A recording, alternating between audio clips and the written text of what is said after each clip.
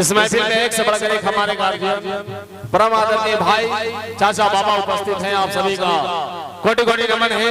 पारायण musical group आप सभी का स्वागत कर रही है। और पारायण में मैं चाहूंगा कि दो गीत का फरमाइश है कि पलंग न हिलन मजा न मिलन, और एक गीत का चॉइस है फरमाइश है। बबलू में कौन सा गीत बोले? तारा मोहब्बत में ये जिंदगी खराब हो गई। सुना जी तारा कहने लो कि सब कुछ के नाम लो मोहब्बत के मतलब। अच्छा और बड़े भैया आदरणीय मुन्नू यादव जी आरजेडी सरकार, बड़े भैया मुन्नू यादव जी आरजेडी सरकार की तरफ से बहुत बहुत रुपए का पुरस्कार मिला है। पारो जी आशीर्वाद प्यार मिला है। और पलंग न हिलन अब तोहरा मोहब्बत में ये जिंदगी खराब हो गई। चलिए हेलो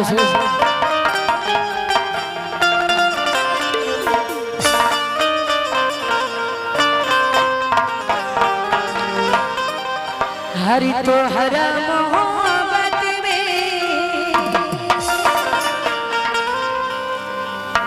हर जिंदगी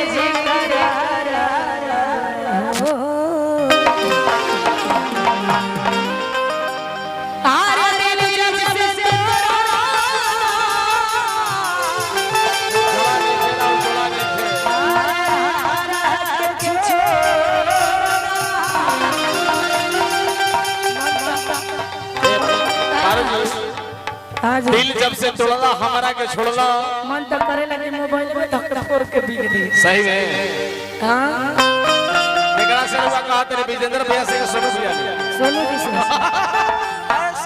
अरे हमारा हक के छोड़ला। अच्छा अरे सुना खराब हो गई।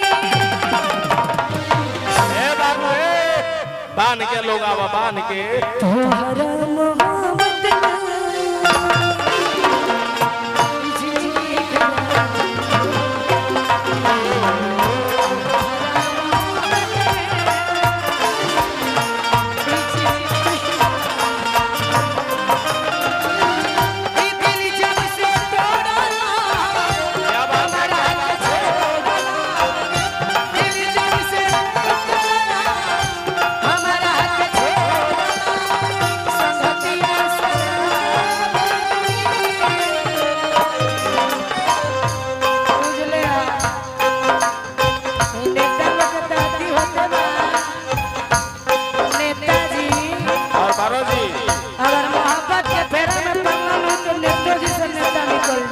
सही में।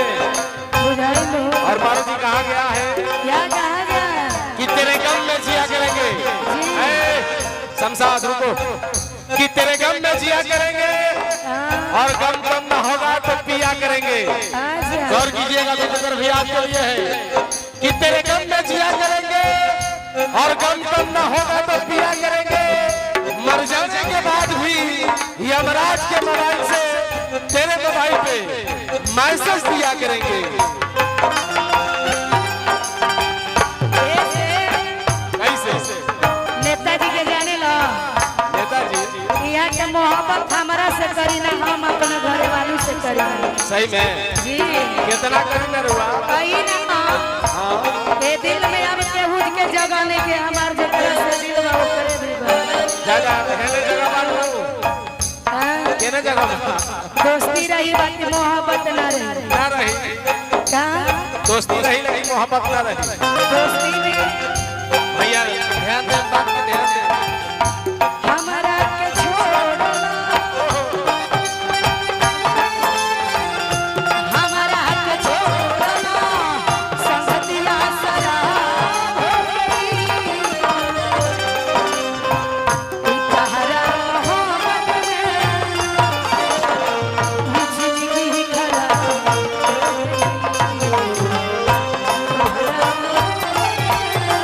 क्या बात है?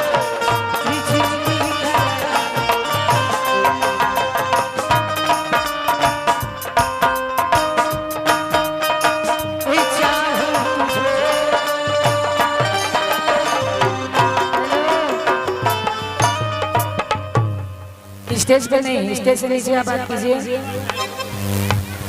भैया ये मंच पे कोई नहीं चढ़ेंगे। और शशि बाबा और बबलू भाई, कुदरिया निवासी बबलू भाई, और आदरणीय मेरे परम मित्र मेरे दोस्त शशि बाबा की तरफ से बहुत सारा आशीर्वाद प्यार मिला है। मैं दिल से उनका प्रणाम करता हूँ। कितना मैं चाहूं तुझे कोई किसी को ना चाहे। 500 रुपया का पुरस्कार हमारे बड़े भाई आदरणीय मनोज जी दिनारा के अनबान साहब, मनोज भैया की तरफ से 500 रुपया का पुरस्कार आया है। मैं मनोज भैया का दिल से प्रणाम करता हूं, उनका स्वागत करता हूं।